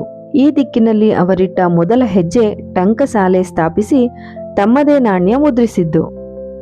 ಆದರೆ ವಿಜಯನಗರದ ರಾಜರು ಅಷ್ಟು ಪ್ರಭಾವಶಾಲಿಗಳು. ಅವರ ಮೂಗಿನ ನೆರಳಿನಲ್ಲಿ ಅಂತಹ ಧೈರ್ಯ ಮಾಡಿದರೆ ಅವರು ಸಹಿಸಿಯಾರೇ? ಜೀವಕ್ಕೆ ಆಸೆ ಪಡುವವರು ರಾಜ್ಯ ಕಟ್ಟಲು ಸಾಧ್ಯವಿಲ್ಲ ಸ್ವಾಮಿ. ರಾಜ್ಯ ಕಟ್ಟಲು ಗಂಡದೇ ಇರಬೇಕು, ಜೊತೆಗೆ ಚಾಣಾಕ್ಷತನವೂ ಬೇಕು. ಕೆಂಪೇಗೌಡರು ಜೀವ ಕೊಡಲು ಹೆದರಿದವರಲ್ಲ. ಅಲ್ಲದೆ ಆಗಿನ ಕಾಲದ ವಸ್ತುಸ್ಥಿತಿಯೇ ಹಾಗಿತ್ತು. ಯಾವುದೋ ರಾಜನ ಕೆಳಗೆ ಸಣ್ಣ ಪಾಳೆಗಾರನಾಗಿದ್ದವನು ಬೆಳೆದು ಮೇಲೆದ್ದು ರಾಜನಾಗುತ್ತಿದ್ದ. ವಿಜಯನಗರದ ರಾಜರು ಅಷ್ಟೇ ಅಲ್ಲವೇ? ಒಂದು ಕಾಲದಲ್ಲಿ ಅವರೂ ಪಾಳೆಗಾರರಾಗಿದ್ದವರಲ್ಲವೇ? ಹಾಗೆ ನೋಡಿದರೆ ಆಗಿನ ರಾಜರುಗಳನ್ನ ಸದಾ ಕಾಡುತ್ತಿದ್ದ ಒಂದು ದೊಡ್ಡ ಚಿಂತೆ ಎಂದ್ರೆ ತಮ್ಮ ರಾಜ್ಯದಲ್ಲಿನ ಯಾವ ಪಾಳೆಗಾರ ಬೆಳೆದು ನಿಂತು ತನ್ನ ಪಟ್ಟವನ್ನ ಅಲ್ಲಾಡಿಸಬಹುದು ಎಂಬುದು. ಹಾಗೆ ಎಲ್ಲಾ ಪಾಳೆಗಾರರ ರೀತಿ ಕೆಂಪೇಗೌಡರು ಕೂಡ ತಮ್ಮದೇ ರಾಜ್ಯದ ವಿಸ್ತಾರದ ಹಂಚಿಕೆಯಲ್ಲಿ ಟಂಕಸಾಲೆಯನ್ನ ಪ್ರಾರಂಭಿಸಿ ತಮ್ಮದೇ ಆದ ವೀರಭದ್ರ ವರಹ ಎಂಬ ನಾಣ್ಯವನ್ನ ಮುದ್ರಿಸಿದ್ರು. ಇಂತಹ ಸಂದರ್ಭಕ್ಕೆಂದೇ ಕಾದು ಕುಳಿತಿದ್ದ ಕೆಂಪೇಗೌಡರ ವೈರಿ ಚನ್ನಪಟ್ಟಣದ ಪಾಳೆಗಾರ ಜಗದೇವರಾಯ ವಿಜಯನಗರ ರಾಜರಿಗೆ ಈ ವಿಷಯದಲ್ಲಿ ದೂರು ಕೊಂಡೊಯ್ದ. ಆಗ ಸದಾಶಿವರಾಯರು ವಿಜಯನಗರದ ರಾಜರು, ರಾಮರಾಯರು ಅವರ ಪ್ರಧಾನಿಗಳು. ರಾಮರಾಯರಿಗೂ ಜಗದೇವರಾಯನಿಗೂ ಸ್ವಲ್ಪ ಮೈತ್ರಿ ಇತ್ತು. ಇದರ ಉಪಯೋಗ ಪಡೆದ ಜಗದೇವರಾಯ ರಾಮರಾಯರನ್ನ ಒಲಿಸಿ ಸಂಚು ಹೂಡಿದ. ರಾಮರಾಯರು ಕೆಂಪೇಗೌಡರನ್ನು ರಾಜಧಾನಿ ಹಂಪೆಗೆ ಬರಹೇಳಿ ಸೆರೆ ಹಿಡಿದು ಆನೆಗೊಂದಿಯ ಸೆರೆಮನೆಯಲ್ಲಿಟ್ಟರು. ಕೆಂಪೇಗೌಡರು 5 ವರ್ಷ ಸೆರೆಮನೆಯಲ್ಲಿದ್ದರಲ್ವೇ? ಹೌದು. ಆದರೆ ಇತ್ತ ಬೆಂಗಳೂರಿನಲ್ಲಿ ಎಲ್ಲರ ಜಂಘಾಬಲವೇ ಉಡುಗಿ ಹೋಗಿತ್ತು. ಇಮ್ಮಡಿ ಕೆಂಪೇಗೌಡ ಎಷ್ಟೋ ಸಲ ತಾನೇ ಹೋಗಿ ರಾಜನೊಂದಿಗೆ ಮಾತುಕತೆ ನಡೆಸಿ ಬರುತ್ತೇನೆಂದು ಮುಂದಾದರೂ ಆತನ ತಾಯಿ ಕೇಳಲಿಲ್ಲ. ತನ್ನ ಗಂಡನನ್ನು ಕರೆಸಿಕೊಳ್ಳುವ ಹಂಚಿಕೆಯಲ್ಲಿ ತನ್ನ ಮಗನನ್ನು ಕಳೆದುಕೊಳ್ಳುವೆನೇನೋ ಎಂಬ ಹೆದರಿಕೆ ಆಕೆಗೆ. ಅಲ್ಲದೆ ಹೊಸದಾಗಿ ಮದುವೆಯಾಗಿದ್ದ ಮಗನನ್ನು ತಕ್ಷಣ ಸಂದಿಗ್ಧ ಪರಿಸ್ಥಿತಿಗೆ ತಳ್ಳಲು ಆಕೆಯ ಮನಸ್ಸು ಒಪ್ಪಲಿಲ್ಲ. ಜೊತೆಗೆ ತನ್ನ ಗಂಡ ತಾನಾಗಿಯೇ ಹಿಂದಿರುಗಬಹುದು ಎಂಬ ಸಣ್ಣ ಭರವಸೆ ಕೂಡ. ಆದರೆ ಕೆಂಪೇಗೌಡರು ಸದಾಶಿವರಾಯರನ್ನು ಸಂಧಿಸದ ಹಾಗೆ ಜಗದೇವರಾಯ ಪಿತೂರಿ ಹೂಡಿರುವುದು ಆಕೆಗೆ ತಿಳಿದಿರಲಿಲ್ಲ. ಆಕೆ ಕೊನೆಗೆ ಮಗನನ್ನ ಕಳುಹಿಸುತ್ತಾಳಲ್ವೇ? ಗೌಡತಿ ಕೂಡ ಬಹಳ ಸಮಯೋಚಿತಳು. 1545ರ ಸಮಯದಲ್ಲಿ ಉತ್ತರದಿಂದ ಬಹುಮನಿಯರ ಹಾಗೂ ಮೊಘಲರ ದಾಳಿ ಪ್ರಾರಂಭವಾಗುವ ಸುದ್ದಿ ಗಾಳಿಯಲ್ಲಿತ್ತು. ಆಗ ಅಂತಃಕಲಗಳನ್ನು ಕಡಿಮೆ ಮಾಡಿ ತಮ್ಮ ಪ್ರಬಲತೆಯನ್ನು ಹೆಚ್ಚಿಸಬೇಕೆಂದು ವಿಜಯನಗರದ ಚಿಂತಕರು ಯೋಚಿಸುತ್ತಾರೆ. ಈ ವಾತಾವರಣವನ್ನು ಅರಿತ ಗೌಡತಿ ಕಪ್ಪ ಕಾಣಿಕೆಯೊಂದಿಗೆ ಸಂಧಿಯ ಕಾರಣಕ್ಕೆಂದು ತನ್ನ ಮಗ ಇಮ್ಮಡಿ ಕೆಂಪೇಗೌಡನನ್ನ ಕಳುಹಿಸ್ತಾಳೆ. ಇಮ್ಮಡಿ ಕೆಂಪೇಗೌಡ ಬೆಂಗಳೂರನ್ನ ಬಿಟ್ಟು ಹೊರಟಾಗ ಆತನ ಪತ್ನಿ ಚೆನ್ನಮ್ಮ 7 ತಿಂಗಳ ಗರ್ಭಿಣಿ. ಚೊಚ್ಚಲ ಹೆರಿಗೆ ಬೇರೆ. ಹೆಂಡತಿಯನ್ನ ಬಿಟ್ಟು ಹೊರಡಲು ಆತನಿಗೆ ಮನಸ್ಸಿಲ್ಲದಿದ್ರೂ ಅವಕಾಶವನ್ನ ಬಿಡುವ ಹಾಗಿರಲಿಲ್ಲ. ಮಧ್ಯವರ್ತಿಗಳು ರಾಜನ ಜೊತೆಗೆ ಮಾತುಕತೆಗೆ ಒಪ್ಪಿಸಿಯಾಗಿತ್ತು. ತಾನು ಹೊರಡಲೇಬೇಕಿತ್ತು. ಹೊರಟು ಬಿಟ್ಟ. ಆ ಸ್ಥಿತಿಯಲ್ಲಿ ಚೆನ್ನಮ್ಮ ತನ್ನ ಗಂಡನನ್ನ ಕಳುಹಿಸಲು ಒಪ್ಪಿದಳೆ. ಅಲ್ಲಿಯೇ ಚೆನ್ನಮ್ಮ ತನ್ನ ತ್ಯಾಗ ಮನೋಭಾವ ತೋರಿದ್ದು. ತಾನು 7 ತಿಂಗಳ ಗರ್ಭಿಣಿಯಾದರೂ ಮಾವನನ್ನ ಕರೆದು ತರಲು ಪತಿಯನ್ನು ತಾನೇ ಧೈರ್ಯ ತುಂಬಿ ಕಳುಹಿಸ್ತಾಳೆ. ತನ್ನ ಈ ತೀರ್ಮಾನದಿಂದ ಆಕೆ ಮುಂದೆ ಅನುಭವಿಸಿದ ಕಷ್ಟಗಳಿಗೆ ಮಿತಿಯೇ ಇಲ್ಲ. ಆತ ತನ್ನ ತಂದೆಯನ್ನು ಬಿಡಿಸಿಕೊಂಡು ಬಂದನಲ್ಲ, ಯಾವಾಗ, ಎಷ್ಟು ಬೆಲೆ ತೆತ್ತ ಮೇಲೆ? ಇಮ್ಮಡಿ ಕೆಂಪೇಗೌಡ ಹಂಪೆಗೆ ಬಂದು ಕಪ್ಪ ಕಾಣಿಕೆ ಸಲ್ಲಿಸಿ ರಾಜರಲ್ಲಿ ಭಿನ್ನವಿಸಿಕೊಂಡ. ರಾಜರೇನೋ ಆತನ ತಂದೆಯನ್ನ ಬಿಡಲು ಒಪ್ಪಿದ್ರು. ಆದರೆ ಒಂದು ಕರಾರಿನ ಮೇಲೆ. ಬೆಂಗಳೂರಿನಲ್ಲಿ ಟಂಕಸಾಲೆ ಪ್ರಾರಂಭಿಸಿ ನಾಣ್ಯಗಳನ್ನ ಮುದ್ರಿಸಿದ್ದರಿಂದ ವಿಜಯನಗರದ ನಾಣ್ಯಗಳ ಚಲಾವಣೆಗೆ ಕುತ್ತು ಬಂದು ತಮ್ಮ ಬೊಕ್ಕಸಕ್ಕೆ ನಷ್ಟವಾಗಿದೆ, ಆ ನಷ್ಟವನ್ನ ತುಂಬಿಕೊಡಬೇಕು ಎಂದು ಕರಾರು ಹಾಕಿದ್ರು. ಸ್ವಾಮಿ, ಟಂಕಸಾಲೆ ನಿಂತು 5 ವರ್ಷಗಳೇ ಆದವು. ತಂದೆಯವರು ತಮ್ಮ ಬಳಿ ಬಂದಿಯಾದಾಗಿನಿಂದ ನಮ್ಮ ಖಜಾನೆಗೆ ಸೇರಬೇಕಿದ್ದ ಶುಲ್ಕದ ಬಹುಪಾಲು ಚನ್ನಪಟ್ಟಣದತ್ತ ಸೇರುತ್ತಿದೆ. ಹಾಗಾಗಿ ನಮಗೆ ಅದನ್ನು ತುಂಬುವ ಶಕ್ತಿ ಇಲ್ಲ. ದಯವಿಟ್ಟು ಮನ್ನಿಸಬೇಕು ಎಂದು ಕೇಳಿಕೊಂಡ ಇಮ್ಮಡಿ ಕೆಂಪೇಗೌಡ. ಆದರೆ ಅಂದಿನ ವಿಜಯನಗರವು ಕೂಡ ಬಹಳಷ್ಟು ಬಡವಾಗಿತ್ತು. ಮುಂಬರುವ ಯುದ್ಧದ ಸೂಚನೆಗಳಿಗೆ ತಯಾರಿ ಮಾಡಿಕೊಳ್ಳಲು ಸಾಕಷ್ಟು ಹಣ ಬೇಕಿತ್ತು. ಜನರ ಮೇಲೆ ತಾವೇ ನೇರವಾಗಿ ಶುಲ್ಕ ವಿಧಿಸುವ ಬದಲು ಪಾಳೆಗಾರರನ್ನು ಶೋಷಣೆ ಮಾಡಿದರೆ ಜನರ ಕೆಟ್ಟ ದೃಷ್ಟಿ ಪಾಳೆಗಾರರ ಮೇಲೆ ಬಿದ್ದು ತಮ್ಮ ಕೈ ಬಲವಾಗುವುದು ಎಂದು ತಿಳಿದಿತ್ತು. ಹಾಗಾಗಿ ಇಮ್ಮಡಿ ಕೆಂಪೇಗೌಡನ ಮೇಲಿನ ತಮ್ಮ ಪಟ್ಟನ್ನು ಬಿಡಲಿಲ್ಲ. ನೀವು ನಿಮ್ಮ ತಂದೆಯ ಜೊತೆ ಹಿಂದಿರುಗಬೇಕಿದ್ರೆ ನಮ್ಮ ಷರತ್ತಿಗೆ ಒಪ್ಪಲೇಬೇಕು ಎಂದು ಪಟ್ಟು ಹಿಡಿದರು. ಯೋಚಿಸಲು ಸಮಯ ಬೇಡಿ ಇಮ್ಮಡಿ ಕೆಂಪೇಗೌಡ ಸೆರೆಮನೆಯಲ್ಲಿದ್ದ ತನ್ನ ತಂದೆಯನ್ನು ನೋಡಲು ಹೋದ. ಆ ತಲೆ ಕೆಟ್ಟ ಮಂತ್ರಿ ಹಾಗೂ ರಾಜ ಎಷ್ಟು ಕೇಳುತ್ತಾರೋ ಕೇಳಿ ನೋಡು, ಆಮೇಲೆ ಯೋಚಿಸುವ ಎಂದು ಗುಡುಗಿದರು ಎದೆಗುಂದದೆ ಕೆಂಪೇಗೌಡರು. ತಂದೆಯ ಧೈರ್ಯವನ್ನು ಕಂಡು ಮತ್ತೆ ರಾಜರನ್ನು ಸಂಧಿಸಲು ಕಾಯುತ್ತಾ ಕುಳಿತ ಇಮ್ಮಡಿ ಕೆಂಪೇಗೌಡ. ಹೀಗೆ ವ್ಯವಹಾರದ ಮಾತುಕತೆಗಳಲ್ಲಿ ವಾರಗಳೇ ಕಳೆದು ಹೋದವು. 2 ತಿಂಗಳಾದರೂ ತನ್ನ ಗಂಡನ ಕಡೆಯಿಂದ ಸುದ್ದಿ ಬಾರದೆ ಚೆನ್ನಮ್ಮ ಧೃತಿಗೆಟ್ಟಳು. ಆಕೆಗೆ ಆಗ 9 ತಿಂಗಳು ತುಂಬಿತ್ತು. ಅರಮನೆಯಲ್ಲೆಲ್ಲ ಎಲ್ಲರೂ ಮಗುವಿನ ಬರುವಿಕೆಯನ್ನು ಕಾಯುತ್ತಿದ್ದರೆ ಅತ್ತೆ ಸೊಸೆಯರು ತಮ್ಮ ಗಂಡಂದಿರ ಬರುವಿಕೆಯಲ್ಲಿ ಕಾತುರರಾಗಿದ್ದರು, ಚಿಂತಾಕ್ರಾಂತರಾಗಿದ್ದರು. ಹಂಪಿಯಲ್ಲಿ ರಾಜನನ್ನು ಮತ್ತೆ ಸಂಧಿಸಿ ತಾವು ವಿಜಯನಗರದ ಬೊಕ್ಕಸಕ್ಕೆ ಆದ ನಷ್ಟವನ್ನು ಕಟ್ಟಿಕೊಡುವುದಾಗಿ ಒಪ್ಪಿಕೊಂಡ್ರು. ಎಷ್ಟು ಕೊಡಬೇಕು ಎಂಬುದನ್ನು ತಿಳಿಸಬೇಕೆಂದು ಕೇಳಿಕೊಂಡ ಇಮ್ಮಡಿ ಕೆಂಪೇಗೌಡ. ಎಷ್ಟು ಎಂದು ಹೇಳಲು ರಾಜರಲ್ಲೂ ಒಂದು ಉತ್ತರವಿರಲಿಲ್ಲ. ನಮ್ಮ ಕರುಣಿಕರು ಲೆಕ್ಕಾಚಾರ ಹಾಕಿ ಹೇಳುತ್ತಾರೆ, ಸ್ವಲ್ಪ ಕಾಯಿರಿ ಎಂದ್ರು. ಹೀಗೆಯೇ ಸುಮಾರು 10 ದಿನಗಳು ಕಳೆದು ಹೋದವು. ಇತ್ತ ಬೆಂಗಳೂರಿನಲ್ಲಿ ಚೆನ್ನಮ್ಮನಿಗೆ ಹೆರಿಗೆಯ ದಿನಗಳು ಹತ್ತಿರವಾದವು. ಮೊದಲ ಹೆರಿಗೆಯ ಆತಂಕ ಬೇರೆ. ಮಾವನಿಲ್ಲದ ಅರಮನೆಯನ್ನು, ತನ್ನನ್ನು ಅಷ್ಟೊಂದು ಪ್ರೀತಿಸುವ ಗಂಡನನ್ನು ಬಿಟ್ಟು ಹೋಗಲು ಮನಸ್ಸಿಲ್ಲದೆ ತವರು ಮನೆಗೆ ಹೋಗದೆ ಬೆಂಗಳೂರಿನಲ್ಲಿಯೇ ಇದ್ದು ಬಿಟ್ಟಳು. ಚೆನ್ನಮ್ಮನ ತವರು ಮನೆ ಯಾವುದು? ನಮ್ಮೂರು, ಅಂದರೆ ಹಳೆ ಬೆಂಗಳೂರು. ಗಂಡ ಬರುವ ಸೂಚನೆ ಇಲ್ಲವಾಗಿ ಚೆನ್ನಮ್ಮನ ಚಿಂತೆ ಹೆಚ್ಚಾಯಿತು. ಆಕೆಯ ಸ್ಥಿತಿಯನ್ನು ಕಂಡ ಅತ್ತೆಯು ಚೆನ್ನಮ್ಮನ ತಾಯಿಯಾದರೂ ಹತ್ತಿರವಿರಲಿ ಎಂದು ಸುದ್ದಿ ಕಳುಹಿಸಬೇಕೆಂದುಕೊಂಡಳು. ಆದರೆ ಅಷ್ಟರಲ್ಲಿ ವಿಜಯನಗರದಿಂದ ಬಂದ ಸುದ್ದಿ ಆಕೆಯನ್ನ ದಿಗ್ಭ್ರಾಂತಳನ್ನಾಗಿಸಿತು. 30,000 ವರಹಗಳನ್ನು ತಕ್ಷಣ ಕಳುಹಿಸಬೇಕೆಂದು, ಇಲ್ಲವಾದಲ್ಲಿ ಗಂಡ ಮತ್ತು ಮಗ ವಾಪಸ್ಸಾಗುವುದಕ್ಕೆ ಅಡಚಣೆಯಾಗಿದೆ ಎಂದು ಸುದ್ದಿ ಬಂದಿತು. ಗೌಡತಿಗೆ ಅನುಮಾನ, ಚಿಂತೆಗಳು ಹೆಚ್ಚಾದವು. ಇಷ್ಟೊಂದು ಹಣವನ್ನು ತಾನು ಒದಗಿಸುವ ಹೊತ್ತಿಗೆ ಎಷ್ಟು ದಿನಗಳಾಗುವುದೋ ತಿಳಿಯದು. ಅಲ್ಲದೆ ಈ ಕಾರ್ಯನಿರ್ವಹಣೆಯಲ್ಲಿ ನಿಧಾನವಾಗಿ ಗಂಡ ಮತ್ತು ಮಗ ಬಾರದೆಯೂ ಇರಬಹುದು. ಹಾಗಾದಲ್ಲಿ ಚನ್ನಪಟ್ಟಣದಲ್ಲಿ ಹೊಂಚು ಹಾಕುತ್ತಿರುವ ಶತ್ರುಗಳು ಈ ಅವಕಾಶವನ್ನು ದುರುಪಯೋಗಪಡಿಸಿಕೊಂಡ್ರೆ ಹುಟ್ಟುವ ಮಗುವಿನ ಭವಿಷ್ಯವು ಅತಂತ್ರವಾಗುತ್ತೆ. ಎಲ್ಲವನ್ನೂ ಲೆಕ್ಕಾಚಾರ ಹಾಕಿದ ಗೌಡತಿ ಸೊಸೆಯನ್ನು ತವರು ಮನೆಗೆ ಕಳುಹಿಸಲು ಯೋಚಿಸಿದಳು. ವಿಷಯ ತಿಳಿದ ಚೆನ್ನಮ್ಮನಿಗೆ ಪರಿಸ್ಥಿತಿಯ ಗಂಭೀರತೆ ಅರ್ಥವಾಗಿ ಹೋಗಿತ್ತು. ಆಕೆಯೂ ಸಹ ಅರಮನೆ ಬಿಟ್ಟು ತವರು ಮನೆ ಸೇರುವುದು ಒಳ್ಳೆಯದೆಂದು ತೀರ್ಮಾನಿಸಿದಳು. 4 ಜನ ಭಟರು ಹಾಗೂ ಪರಿಚಾರಿಕೆಯರೊಡನೆ ಎತ್ತು ಎಳೆಯುವ ಗಾಡಿಯಲ್ಲಿ ಗುಟ್ಟಾಗಿ ಹೊರಟೇ ಬಿಟ್ಟಳು. ತುಂಬು ಬಸುರಿ, ಗಂಡನಿಲ್ಲದ ನೋವು, ಆತ ಹಿಂದಿರುಗೋನೋ ಇಲ್ಲವೋ ಎಂಬಂತಹ ಆತಂಕ, ಸಂಕಟ ಎಲ್ಲವೂ ಚೆನ್ನಮ್ಮನ ಧೃತಿಗೆಡಿಸಿದ್ದವು. ಎಲ್ಲವನ್ನೂ ನುಂಗಲು ಆಗದೆ ಅಳುತ್ತಲೇ ಪ್ರಯಾಣಿಸುತ್ತಿರಬೇಕಾದ್ರೆ ಸುಮಾರು ಈಗಿನ ಈ ಮೇಕ್ರಿ ವೃತ್ತದ ಬಳಿ ಬರುವಷ್ಟರಲ್ಲಿ ಆಕೆಗೆ ಹೆರಿಗೆಯ ನೋವು ಕಾಣಿಸಿಕೊಂಡಿತು. ತಡೆಯಲಾರದೆ ಹೊರಳಾಡಲು ಪ್ರಾರಂಭಿಸಿದಳು. ಗಾಡಿಯನ್ನು ನಿಲ್ಲಿಸಿ ಚೆನ್ನಮ್ಮನನ್ನ ನೆಲದ ಮೇಲೆ ಮಲಗಿಸಿದರು. ಸುತ್ತಲೂ ಕಾಡು, ಮಳೆ ಜಿನುಗಲು ಪ್ರಾರಂಭವಾಗಿತ್ತು. ಯಾರ ಸಹಾಯವೂ ಬರುವ ಸಾಧ್ಯತೆ ಇರಲಿಲ್ಲ. ಕುದುರೆಯ ಮೇಲೆ ಬಂದಿದ್ದ ಭಟನೊಬ್ಬ ಆಕೆಯ ಹುಟ್ಟೂರಾದ ಹಳೆ ಬೆಂಗಳೂರಿಗೆ ಸಹಾಯ ತರಲು ದೌಡಾಯಿಸಿದ. 3 ಗಂಟೆಗೆ ಪ್ರಾರಂಭವಾದ ನೋವು 5 ಗಂಟೆಯ ಹೊತ್ತಿಗೆ ಹೆಚ್ಚಾಗಿತ್ತು. ಅಷ್ಟರಲ್ಲಿ ಆಕೆಯ ತಾಯಿಯನ್ನು ಕರೆದುಕೊಂಡು ಕುದುರೆ ಸವಾರ ವಾಪಸ್ಸಾದ. ತಾಯಿಯನ್ನು ನೋಡಿದ ಚೆನ್ನಮ್ಮನಲ್ಲಿ ಸಮಾಧಾನದ ನಗೆ ಕಾಣಿಸಿತು. ಸ್ವಲ್ಪ ಸಮಯದಲ್ಲಿ ಇನ್ನಷ್ಟು ಜನ ಹಾಗೂ ಪರಿಚಾರಿಕೆಯರು ಬಂದು ಸೇರಿದರು. ಗಾಡಿಯನ್ನು ಒಂದು ಕಡೆ ಮರೆ ಮಾಡಿ ಸುತ್ತಲೂ ಬಟ್ಟೆ ಕಟ್ಟಿ ಹೆರಿಗೆಗಾಗಿ ಕಾದರು. ಮಳೆ ಜೋರಾಯಿತು. ಎಲ್ಲಾ ಕಡೆಯೂ ತೇವ. ನೋವನ್ನು ತಾಳಲಾರದೆ ಚೆನ್ನಮ್ಮ ಅಮ್ಮನ ಕೈ ಹಿಡಿದು ಅಳತೊಡಗಿದಳು. ಪಾಳೆಗಾರನಿಗೆ ಸತಿಯಾಗಿ ಹೋದ ತನ್ನ ಮಗಳಿಗೆ ಹೀಗೆ ದಿಕ್ಕಿಲ್ಲದ ಕಡೆ ಹೆರಿಗೆ ಮಾಡುವ ಸ್ಥಿತಿಯಾಯಿತಲ್ಲ ಎಂದು ತಾಯಿಯ ಕಣ್ಣಲ್ಲೂ ನೀರು ತುಂಬಿತ್ತು. ಸುಮಾರು ರಾತ್ರಿ 10 ಗಂಟೆಯಾದರೂ ನೋವು ನಿಲ್ಲಲಿಲ್ಲ. ಮಗು ಹೊರಬರುವ ಯಾವ ಸೂಚನೆಯೂ ಬರಲಿಲ್ಲ. ತಾಯಿ ಮಗಳ ಭುಜವನ್ನು ಹಿಡಿದು ಮಳೆಗೆ ಬಟ್ಟೆ ಅಡ್ಡ ಹಿಡಿದು ಸಮಾಧಾನ ಮಾಡುತ್ತಿದ್ದಳು. ಸುಮಾರು 11 ಗಂಟೆಗೆ ಮಗುವಿನ ತಲೆ ಆಚೆ ಬರತೊಡಗಿತು. ಭುಜಗಳು ಇನ್ನೂ ತಾಯಿಯ ದೇಹದಲ್ಲಿಯೇ ಇದ್ದವು. ತಾಯಿ, ಮಗಳೇ, ಗಟ್ಟಿ ಮನಸ್ಸು ಮಾಡು, ಮಗುವನ್ನು ಮುಕ್ಕಿ ಆಚೆ ತಳ್ಳು ಎಂದಳು. ಚೆನ್ನಮ್ಮನಿಗೆ ಯಾರು ಹೇಳುವುದೂ ಕೇಳದು.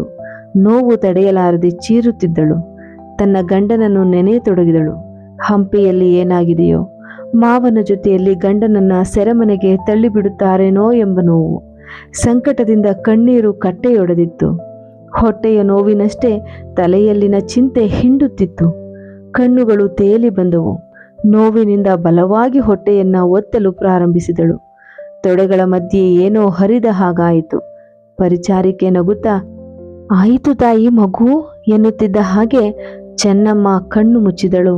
ಕೊನೆಯ ಬಾರಿಗೆ ಒಂದು ಗಂಡು ಜೀವಕ್ಕೆ ಜೀವವಿತ್ತು ತಾನು ಪರಲೋಕವಾಸಿಯಾದಳು. ಗೌಡರ ಮನೆಗೆ ಬೆಲೆ ಕಟ್ಟಲಾಗದಂತಹ ಕೈಂಕರ್ಯ ಮಾಡಿ ತನ್ನ ಜೀವ ತೆತ್ತಿದ್ದಳು. ರಾತ್ರಿ 2 ಗಂಟೆಗೆ ಅತ್ತೆಗೆ ಸುದ್ದಿ ಮುಟ್ಟಿತು. ಗಂಡು ಮಗು ಜೀವಂತವಾಗಿರುವ ಸುದ್ದಿಯು ಆಕೆಯ ನೋವನ್ನು ಶಮನ ಮಾಡಲು ಸಾಧ್ಯವಾಗಲಿಲ್ಲ. ಈಗಿನ ಪರಿಸ್ಥಿತಿಯಲ್ಲಿ ಚೆನ್ನಮ್ಮನ ಸಾವನ್ನು ಮಾತ್ರ ಪ್ರಚಾರ ಮಾಡಬೇಕೆಂದು, ಗಂಡು ಮಗು ಹುಟ್ಟಿರುವುದನ್ನು ಯಾರಿಗೂ ತಿಳಿಸಬಾರದೆಂದು ಆಜ್ಞೆ ಇತ್ತು ಗಟ್ಟಿ ಮನಸ್ಸು ಮಾಡಿ ಕುಳಿತಳು. ಮಗುವನ್ನು ಹಳೆಯ ಬೆಂಗಳೂರಿನ ಚೆನ್ನಮ್ಮನ ತವರಿನಲ್ಲೇ ಸಾಕಬೇಕೆಂದು ತಿಳಿಸಿದ್ದಳು. ಎಲ್ಲವೂ ಆಕೆ ಹೇಳಿದಂತೆಯೇ ನಡೆಯಿತು. ಎಷ್ಟೇ ಆಸೆ ಇದ್ದರೂ ಮೊಮ್ಮಗನನ್ನು ನೋಡಲು ಹೋಗುವ ಬಯಕೆಗೆ ಕಡಿವಾಣ ಹಾಕಿಕೊಂಡಳು. 30,000 ವರಹಗಳನ್ನು ಸಂಗ್ರಹಿಸಲೆಂದು ಕೋಟೆಯಲ್ಲಿನ ಕೋಳಾಲದ, ಅಂದರೆ ಈಗಿನ ಕೋಲಾರದ ಶೆಟ್ಟರನ್ನು ಕರೆದು ಮನೆಯಲ್ಲಿನ ತಮ್ಮ, ಸೊಸೆಯ ಹಾಗೂ ಎಲ್ಲಾ ಒಡವೆಗಳನ್ನು ಅಡ ಇಟ್ಟು ಹಣ ಪಡೆದಳು. ಸಾಲದೆ ಬಂದ ಹಣವನ್ನು ಸಾಲವಾಗಿ ಪಡೆಯಬೇಕೆಂದು ಯೋಚಿಸತೊಡಗಿದಳು. ಅಷ್ಟರಲ್ಲಿ ಅಲ್ಲಿಗೆ ಬಂದ ಅನಂತ ಭಟ್ಟ ಎಂಬ ಪೂಜಾರಿ ಆಕೆಯನ್ನು ಕಂಡು, ತಾಯಿ, ಗೌಡರು ಗವಿ ಗಂಗಾಧರೇಶ್ವರ ದೇವಸ್ಥಾನದ ನಿರ್ಮಾಣಕ್ಕೆ ವಂತಿಗೆ ಎತ್ತಲು ನನಗೆ ಅಪ್ಪಣೆ ಇತ್ತಿದ್ದರಿಂದ ನನ್ನ ಬಳಿ ಬಹಳಷ್ಟು ಕಾಣಿಕೆಗಳು ಬಂದು ಸೇರಿವೆ. ಗೌಡರು ಹಿಂದಿರುಗಿ ಬಂದರೆ ಅಂತಹ 100 ದೇವಸ್ಥಾನಗಳನ್ನು ಕಟ್ಟಿಸುವ ಶಕ್ತಿ ಬರುತ್ತದೆ. ಆ ಕಾಣಿಕೆ ಹಣವನ್ನು ತಂದು ಕೊಡುತ್ತೇನೆ, ದಯವಿಟ್ಟು ಉಪಯೋಗಿಸಿ. ದೇವರ ಹಣ ಹೇಗೆ ಉಪಯೋಗಿಸುವುದು ಎಂದು ಯೋಚಿಸಬೇಡಿ. ಈ ಕಾರ್ಯದಲ್ಲಿ ಪಾಪವಿದ್ದರೆ ಅದು ಪೂಜಾರಿಯಾದ ನನಗೇ ಸೇರಲಿ ಎಂದ. ಆ ಅನಂತ ಭಟ್ಟ ಅಂದು ಮಾಡಿದ ಸಹಾಯವನ್ನು ಮುಂದೆ ಇಮ್ಮಡಿ ಕೆಂಪೇಗೌಡ 1ಕ್ಕೆ 10ರಷ್ಟು ಹಿಂದಿರುಗಿಸುತ್ತಾನೆ. ಹೇಗೆ ಕೇಳಿದೆ. ಆಮೇಲೆ ಹೇಳುತ್ತೇನೆ ಎಂದು ನಂಜೇಗೌಡ ಕಥೆಯನ್ನ ಮುಂದುವರೆಸಿದ.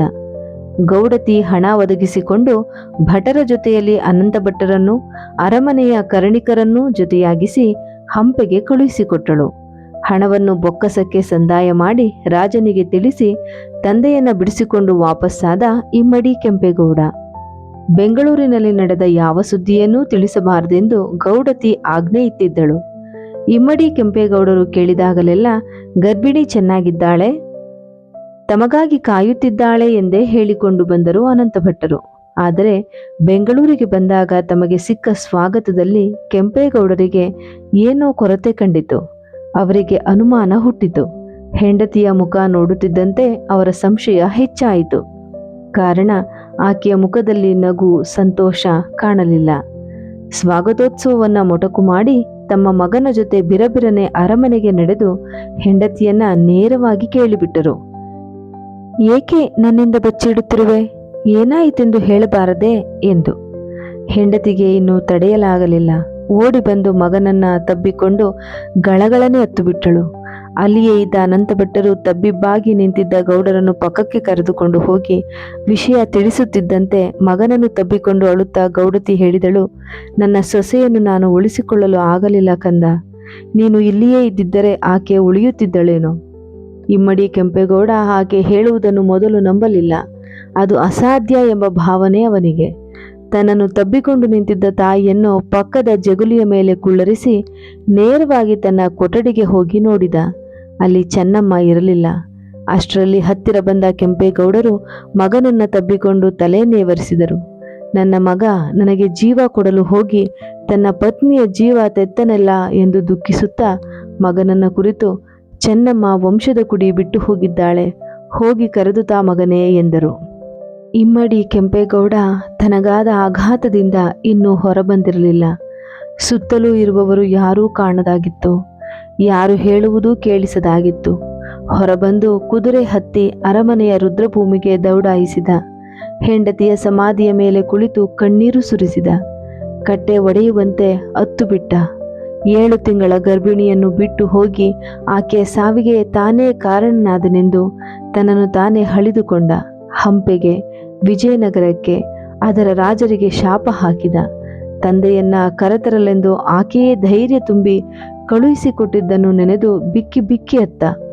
3 ದಿನಗಳ ನಂತರ ಆಕೆ ಸತ್ತ ಜಾಗಕ್ಕೆ ಬಂದ. ತನ್ನ ಚೆನ್ನಮ್ಮನ ಜೀವ ಅಲ್ಲಿಯೇ ಎಲ್ಲೋ ಇದೆ ಎಂಬ ಭಾವನೆಯಿಂದ ಕುದುರೆಯ ಮೇಲೆ ಅಡ್ಡಾಡಿದ. ಅವಳ ಹೆಸರು ಹಿಡಿದು ಕಾಡೆಲ್ಲ ಕೂಗಿದ. ಹತ್ತಿರದಲ್ಲಿ ಗುಡ್ಡದ ಮೇಲೆ ಹತ್ತಿ ದೂರದಲ್ಲಿದ್ದ ಕೆಂಪೇಗೌಡರು ಕಟ್ಟಿಸಿದ್ದ ಕೋಟೆಯನ್ನು ನೋಡಿದ. ಕೋಟೆಯ ಆಚೆಯೂ ನೋಡಿದ. ಅವನಿಗೆ ನೆನಪುಗಳೆಲ್ಲ ಮರುಕಳಿಸಿದವು.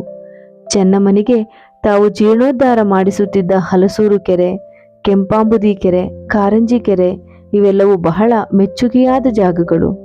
ಆ ಕೆರೆಗಳು ಕೋಟೆಯ ಒಳಗೆ ಇದ್ದಿದ್ದರೆ ಎಷ್ಟು ಚೆನ್ನ. ತಾನು ದಿನವೂ ಒಬ್ಬಳೇ ಹೋಗಿ ಬರಬಹುದಿತ್ತು ಎಂದು ಎಷ್ಟೋ ಬಾರಿ ಹೇಳಿದ್ದಳು. ಒಳ್ಳೆಯ ಕಾಲ ಬಂದರೆ ನಮ್ಮ ಕೋಟೆಗಳನ್ನು ಆ ಕೆರೆಗಳಿಂದಾಚೆಗೆ ಬೆಳೆಸಲು ಸಾಧ್ಯವೇ ಎಂದು ಕೇಳಿದ್ದಳು. ಇಮ್ಮಡಿ ಕೆಂಪೇಗೌಡ ತನ್ನ ಯೌವನದ ಹುಮ್ಮಸ್ಸಿನಲ್ಲಿ, ನಿನಗಾಗಿಯಾದರೂ ನಾನು ನಮ್ಮ ಕೋಟೆಯನ್ನು ಅಲ್ಲಿಯವರೆಗೆ ಬೆಳೆಸುತ್ತೇನೆ ಚಿನ್ನ ಎಂದು ಆವೇಶದಿಂದ ಹೇಳಿದ್ದ. ಅವನ ಮಾತು ಕೇಳಿ ಒಪ್ಪಿಗೆಯ ನಗೆ ಚೆಲ್ಲಿದ್ದಳು ಚೆನ್ನಮ್ಮ. ಆದರೆ ಈಗಿನ ಸ್ಥಿತಿ? 5 ವರ್ಷಗಳಿಂದ ಶುಲ್ಕವೆಲ್ಲ ಬೇರೆಡೆಗೆ ಸೇರಿತ್ತು. ಇದ್ದ ಬದ್ದ ಹಣವನ್ನೆಲ್ಲ ಕೂಡಿಸಿ ವಿಜಯನಗರಕ್ಕೆ ಕೊಟ್ಟಾಗಿತ್ತು. ಇನ್ನು ಯಾವಾಗ ಕೋಟೆಯನ್ನು ವಿಸ್ತರಿಸುವುದು ಎಂದು ಯೋಚಿಸಿದ.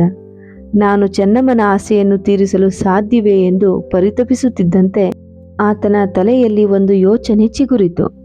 ತಾನಲ್ಲದಿದ್ದರೂ ತನ್ನ ಮಗನಾದರೂ ಈ ಕೋಟೆಯನ್ನು ಅಲ್ಲಿಯವರೆಗೂ ಬೆಳೆಸುವ ಹಾಗೆ ಮಾಡಬೇಕೆಂದು ಮನಸ್ಸಿನಲ್ಲೇ ಒಂದು ಯೋಜನೆ ಸಿದ್ಧಪಡಿಸಿಕೊಂಡ. ತನ್ನ ಯೋಜನೆಯ ಪ್ರಕಾರ ಇಮ್ಮಡಿ ಕೆಂಪೇಗೌಡ ಆ 3 ಕೆರೆಗಳ ಬಳಿ ಒಂದೊಂದು ಗೋಪುರಗಳನ್ನು ನಿರ್ಮಿಸಿದ. ಇವೆಲ್ಲವುಗಳ ಜೊತೆಗೆ ಚೆನ್ನಮ್ಮ ಸತ್ತ ಜಾಗದ ಬಳಿ ಅವಳ ಗುರುತಿಗಾಗಿ ಗುಡ್ಡದ ಮೇಲೆ 4ನೆಯ ಗೋಪುರ ನಿರ್ಮಿಸಿದ. ಜೊತೆಗೆ ನಾಡಿನ ಜನರಲ್ಲಿ ಒಂದು ಅಭಿಪ್ರಾಯವನ್ನ ಬಿತ್ತಿದ. ಮುಂದೆ ನಮ್ಮ ಬೆಂಗಳೂರು ಈ ಗೋಪುರಗಳವರೆಗೂ ಬೆಳೆಯುತ್ತದೆ. ಆಗ ನಾವು ನಮ್ಮ ಕೋಟೆಯನ್ನ ಅಲ್ಲಿಯವರೆಗೂ ವಿಸ್ತರಿಸಬೇಕು ಎಂದು ಸಾರಿದ. ಈ ಮಧ್ಯೆ ಈ ಅಭಿಪ್ರಾಯವನ್ನ ಬೇರೂರಿಸಲು ಸಾಧ್ಯವಾದ ಕಡೆಯಲ್ಲೆಲ್ಲ ಬೆಂಗಳೂರನ್ನ ಆ ಗೋಪುರಗಳ ಪರಿಮಿತಿಯಿಂದ ಗುರುತಿಸಲು ಪ್ರಾರಂಭಿಸಿದ. ಉದಾಹರಣೆಗೆ, ತಮಗೆ ಕಷ್ಟಕಾಲದಲ್ಲಿ ಸಹಾಯ ಮಾಡಿದ ಅನಂತಭಟ್ಟರ ವಂಶಸ್ಥರಿಗೆ ಇಡೀ ಬೆಂಗಳೂರಿನ ಪೌರೋಹಿತ್ಯ ಸೇರುವಂತೆ ಒಂದು ಶಾಸನ ಬರೆಸುವಾಗ ಕೂಡ ಬೆಂಗಳೂರಿನ ಪರಿಮಿತಿಯನ್ನ ಈ ಗೋಪುರಗಳ ಪರಿಮಿತಿಯಿಂದ ಗುರುತಿಸಲಾಯಿತು. ಕೌಂಡಿನ್ಯ ಸಗೋತ್ರರಾದ ಆಪಸ್ತಂಭ ಸೂತ್ರರಾದ ಯಜುಶಾಖ್ಯಾಧ್ಯಾಯಿಗಳಾದ ವೇದಟ್ಲ ಅನಂತಭಟ್ಟರ ಪೌತ್ರರಾದ ಸಂಗಂಭಟ್ಟರ ಪುತ್ರರಾದ ಅನಂತಭಟ್ಟರಿಗೆ ಈ ಬೆಂಗಳೂರು ಕಸಬೆ ಒಳಗೆ ಇರುವ ದೇಶದವರು ಮುಂತಾದ 18 ಪಣಸ್ಥರ ಪುರೋಹಿತ್ಯವನ್ನು ಮುಂದೆ ಈ ಗ್ರಾಮಾಭಿವೃದ್ಧಿಯಾಗತಕ್ಕ ಬಗ್ಗೆ ಯಂತ್ರೋದ್ಧಾರಣೆ ಮಾಡಿ ಚತುರ್ದಿಕ್ಕಿನಲ್ಲಿಯೂ ಶಿಖರಗಳನ್ನು ಕಟ್ಟಿಸಿ ಎಲ್ಲೆ ಕಟ್ಟು ನಿಬಂಧನೆ ಮಾಡಿ ಇರುವವರೆಗೆ ಈ ಪುರೋಹಿತ ವಿಶಿಷ್ಟವನ್ನ ನಿಮಗೆ ಸಲ್ಲತಕ್ಕದ್ದೆಂದು. ಹೀಗೆ ಬರುಬರುತ್ತಾ ಜನರಿಗೆ ಆ ಗೋಪುರಗಳ ಮೂಲ ಕಾರಣ ತಿಳಿಯದಾಯಿತು. ಬೆಂಗಳೂರಿನ ಬೆಳವಣಿಗೆಯ ಪರಿಮಿತಿಯನ್ನು ಗುರುತಿಸುವುದೇ ಮುಖ್ಯ ಉದ್ದೇಶವಾಗಿ ಉಳಿಯಿತು. ನಾನು ಹೇಳಿದೆ, ನಿಜ, ಇದು ಮುಖ್ಯ ಉದ್ದೇಶ ಅಲ್ಲವೆಂದು ಕೋಟೆಯನ್ನ ಹಾಗೂ ಗೋಪುರಗಳನ್ನು ಸೂಕ್ಷ್ಮವಾಗಿ ಪರಿಶೀಲಿಸಿದರೆ ತಿಳಿಯುತ್ತೆ. ಗೋಪುರಗಳು ಕೋಟೆಯ 4 ದಿಕ್ಕುಗಳಲ್ಲಿ ಸಮನಾಗಿ ಹರಡಿಲ್ಲ. ಅಷ್ಟೇ ಅಲ್ಲ, ಗಮನಿಸಿ ನೋಡಿ, 3 ಗೋಪುರಗಳು 3 ಕೆರೆಗಳ ಬಳಿ ಇವೆ. ಆದರೆ ಮೇಕ್ರಿ ವೃತ್ತದ ಗೋಪುರ ಮಾತ್ರ ಹಾಗಿಲ್ಲ. ಹೌದು, ನಾನು ಅದನ್ನೇ ಯೋಚನೆ ಮಾಡುತ್ತಿದ್ದೆ. ಅಲ್ಲದೆ ಬೆಂಗಳೂರಿನ ಪಶ್ಚಿಮಕ್ಕೆ ಎಷ್ಟೋ ಕೆರೆಗಳಿವೆ, ಆದರೆ ಅಲ್ಲಿ ಎಲ್ಲಿಯೂ ಗೋಪುರವಿಲ್ಲ. ಏಕೆ ಕೇಳಿದೆ. ಕಾರಣ ಸರಳ. ಗೋಪುರ ಇರುವ ಕೆರೆಗಳನ್ನು ವಿಸ್ತಾರ ಮಾಡಿ ಜೀರ್ಣೋದ್ಧಾರ ಮಾಡಿದ್ದು ಕೆಂಪೇಗೌಡರ ಕಾಲದಲ್ಲಿ. ಇದೆಲ್ಲಕ್ಕೂ ಚರಿತ್ರೆಯಲ್ಲಿ ಪುರಾವೆ ಇದೆ. ಅವು ಎಷ್ಟು ವಿಸ್ತಾರವಾಗಿ ಸುಂದರವಾಗಿದ್ದವು ಅಂದರೆ, ಇಮ್ಮಡಿ ಕೆಂಪೇಗೌಡ ಹೆಮ್ಮೆಯಿಂದ ಚೆನ್ನಮ್ಮನಿಗೆ ತೋರಿಸಲು ಹಲವಾರು ಬಾರಿ ಕರೆದುಕೊಂಡು ಹೋಗುತ್ತಿದ್ದ. ಆ ಕೆರೆಗಳ ಸೌಂದರ್ಯಕ್ಕೆ, ವಿಸ್ತಾರಕ್ಕೆ ಆಕೆ ಸಹಜವಾಗಿ ಸೋತಿದ್ದಳು. ಆ ಕೆರೆಗಳ ಸುತ್ತಲೂ ಕೋಟೆಯು ವಿಸ್ತರಿಸುವಂತೆ ತನ್ನ ಗಂಡನನ್ನ ಬೇಡಿದ್ದಳು. ಹಾಗಾಗಿ ಆ ಗೋಪುರಗಳು ಆಕೆಯ ಯೌವನದ ಆಸೆಯ ಪ್ರತಿರೂಪಗಳು. ಅವು ಆಕೆಯ ತ್ಯಾಗದ ಚಿಹ್ನೆಗಳು ಎಂದರೆ ಯಾರು ನಂಬುತ್ತಾರೆ? ಆಕೆ ಗರ್ಭಿಣಿಯಾಗಿದ್ದು ಇಮ್ಮಡಿ ಕೆಂಪೇಗೌಡನನ್ನ ಹಂಪೆಗೆ ಹೋಗಲು ಒತ್ತಾಯಿಸಿ ಮಗುವನ್ನ ಹೆತ್ತು ತನ್ನ ಜೀವ ತೆತ್ತಿದ್ದನ್ನ ಗೌಡರ ಮನೆಯವರು ಸಹಜವಾಗಿ ಹೊಗಳಿ ತ್ಯಾಗದ ಕಥೆಯಾಗಿಸಿದರು. ಜನರ ಬಾಯಲ್ಲಿ ಅದು ರೂಪಾಂತರಗೊಂಡು ಈಗ ನಾವು ಕೇಳುವ ದಂತಕಥೆಯಾಗಿ ಬೆಳೆಯಿತು. ಇಷ್ಟೆಲ್ಲ ವಿಷಯಗಳನ್ನು ನೀವು ಜನರಿಗೆ ಏಕೆ ತಿಳಿಸಬಾರದಾಗಿತ್ತು ಎಂದೆ. ಕೇಳುವವರು ಯಾರು? ನಿಮ್ಮಂಥವರು ಬಂದ್ರೆ ಹೇಳ್ತೇನೆ ಅಷ್ಟೆ. ನಾನಿನ್ನು ಬರ್ತೇನೆ ಎಂದು ಎದ್ದು ತಲೆಯ ಮೇಲಿನ ಪೇಟ ಬಿಚ್ಚಿ ಹೊರಟು ಗುಡ್ಡದಿಂದ ಇಳಿಯತೊಡಗಿದ್ರು. ಅವರನ್ನ ಕೂಗಿ ಕೇಳಿದೆ, ಮುಂದೆ ನಿಮ್ಮನ್ನು ನೋಡಬೇಕಾದ್ರೆ ಎಲ್ಲಿ ಸಿಗುತ್ತೀರಿ? ಹಳೆಯ ಬೆಂಗಳೂರಿನಲ್ಲಿ ಕೋಟೆಯ ಬಾಗಿಲಿಗೆ ಬಂದು ಕೇಳಿ, ನಾನು ಪಕ್ಕದ ಮನೆಯಲ್ಲೇ ಇರುತ್ತೇನೆ. ಸುಮಾರು 1 ವಾರದ ಕಾಲ ಅವರು ಹೇಳಿದ್ದನ್ನೆಲ್ಲ ಮೆಲುಕು ಹಾಕತೊಡಗಿದೆ. ಅವರು ಹೇಳಿದ್ದಕ್ಕೆಲ್ಲ ಒಂದು ರೀತಿಯ ಆಧಾರಗಳಿದ್ದವು. ಗೋಪುರಗಳು ಕೋಟೆಯ 4 ದಿಕ್ಕುಗಳಲ್ಲಿ ಹರಡಿಲ್ಲ. 3 ಗೋಪುರಗಳು ಗೌಡರು ಕಟ್ಟಿಸಿದ ಕೆರೆಗಳ ಬಳಿ ಇದ್ರೆ, 1 ಮಾತ್ರ ಬಯಲು ಗುಡ್ಡದ ಮೇಲೆ ಇದೆ. ಅನಂತ ಭಟ್ಟರ ವಿಷಯದಲ್ಲಿ ಶಾಸನವೂ ಇದೆ. ಚೆನ್ನಮ್ಮನ ವಿಷಯದಲ್ಲಿನ ದಂತಕಥೆಯೂ ಹೀಗೆಯೇ ನಡೆದಿರಬಹುದು. ಇದೆಲ್ಲವನ್ನು ನಾನಾದರೂ ಜನರಿಗೆ ತಿಳಿಸಬೇಕೆಂದು ಒಂದು ಪ್ರಬಂಧವನ್ನ ಬರೆಯತೊಡಗಿದೆ. ಅಲ್ಲಿ ಕೆಂಪನಾಚೇಗೌಡರ ಪರಿಚಯವನ್ನು ಮತ್ತಷ್ಟು ತಂದರೆ ಚೆನ್ನ ಎಂದು ಕೊಡಿಗೆಹಳ್ಳಿಗೆ ಹೋಗಿ ಹಳೆಯ ಬೆಂಗಳೂರಿಗೆ ಹುಡುಕಾಡಿದೆ. ಹಳೆಯ ಬೆಂಗಳೂರೆಂದು ಎಲ್ಲರೂ ತೋರಿಸಿದ್ದು ಒಂದು ಹಳೆಯ ಕೋಟೆಯ ಬಾಗಿಲು ಮಾತ್ರ. ಆ ಕೋಟೆಯ ಬಾಗಿಲಿಗೆ ಅಂಟಿಕೊಂಡು ಒಂದು ಪಾಳು ಬಿದ್ದ ಮನೆ. ಅಕ್ಕಪಕ್ಕದವರ ಪ್ರಕಾರ ಅದು ಸುಮಾರು 500 ವರ್ಷಗಳಷ್ಟು ಹಳೆಯದು. ಆ ಮನೆಯ ಎಲ್ಲಾ ಗೋಡೆಗಳು ಬಿದ್ದು ಹೋಗಿ ಯಾರೂ ವಾಸಿಸಲು ಸಾಧ್ಯವಾಗದಷ್ಟು ಶಿಥಿಲವಾಗಿತ್ತು. ಹಾಗಿದ್ದರೆ ಕೆಂಪನಾಚೇಗೌಡರು ಎಲ್ಲಿ? ಅವರ ವಿಚಾರವಾಗಿ ಅಕ್ಕಪಕ್ಕದವರನ್ನ ಕೇಳಿದೆ. ಆದರೆ ಯಾರಿಗೂ ಗೊತ್ತಿರಲಿಲ್ಲ. ಅಲ್ಲಿದ್ದ ಮುದುಕರೊಬ್ಬರು ಮಾತ್ರ ಹೇಳಿದರು, ಕೆಂಪನಾಚೇಗೌಡ ಕೆಂಪೇಗೌಡರ ತಾತ, ಇಮ್ಮಡಿ ಕೆಂಪೇಗೌಡನ ಮುತ್ತಾತ. ಆ ಹೆಸರಿನವರು ಈಗ ಇಲ್ಲಿ ಯಾರೂ ಇಲ್ಲ. ಇದು ಅವರದೇ ಮನೆ ಎಂದು 500 ವರ್ಷದ ಮನೆಯತ್ತ ಕೈ ತೋರಿಸಿದರು. ಏನೂ ಅರ್ಥವಾಗದೆ ಮೇಕ್ರಿ ವೃತ್ತದ ಬಳಿ ಬಂದೆ. ಗೋಪುರದ ಮೇಲೆ ದಪ್ಪ ಮೀಸೆ ಹೊತ್ತ ಮೂರ್ತಿಯೊಂದು ಬೆಂಗಳೂರಿನತ್ತ ನೋಡುತ್ತಾ ಸೂರ್ಯನ ಪ್ರಖರತೆಯಲ್ಲಿ ರಾರಾಜಿಸುತ್ತಿತ್ತು. ಬೆಂಗಳೂರಿನ ನಿರ್ಮಾತೃ ಕೆಂಪೇಗೌಡರು ತಮ್ಮ ವಂಶದಲ್ಲಿ ನಡೆದಂತಹ ಕಥೆಯನ್ನ ತಾವೇ ನಿರೂಪಿಸಿದಂತೆ ರಚಿತವಾಗಿರುವಂತಹ ಈ ಒಂದು ಹಿಸ್ಟಾರಿಕಲ್ ಥ್ರಿಲ್ಲರ್ ಕತೆ ನಿಮ್ಮೆಲ್ಲರಿಗೂ ಕೂಡ ಇಷ್ಟವಾಯಿತು ಅಂತ ಹೇಳಿ ಭಾವಿಸ್ತೀನಿ. ಇಷ್ಟವಾಗಿದ್ದರೆ ಲೈಕ್ ಮಾಡಿ, ಶೇರ್ ಮಾಡಿ, ಕಮೆಂಟ್ ಮಾಡಿ. ತಪ್ಪದೇ ಸ್ನೇಹ ಸಂಗಮ ಕನ್ನಡ ಚಾನಲ್ನ ಸಬ್ಸ್ಕ್ರೈಬ್ ಮಾಡಿ. ಮತ್ತೆ ಸಿಗ್ತೀನಿ ಫ್ರೆಂಡ್ಸ್, ನಿಮ್ಮೆಲ್ಲರಿಗೂ ಇಷ್ಟವಾಗುವಂತಹ ಮತ್ತೊಂದು ಹೊಸ ವಿಚಾರದೊಂದಿಗೆ. ಅಲ್ಲಿವರೆಗೂ ಹೋಗಿ ಬರ್ತೀನಿ. ನಮಸ್ಕಾರ.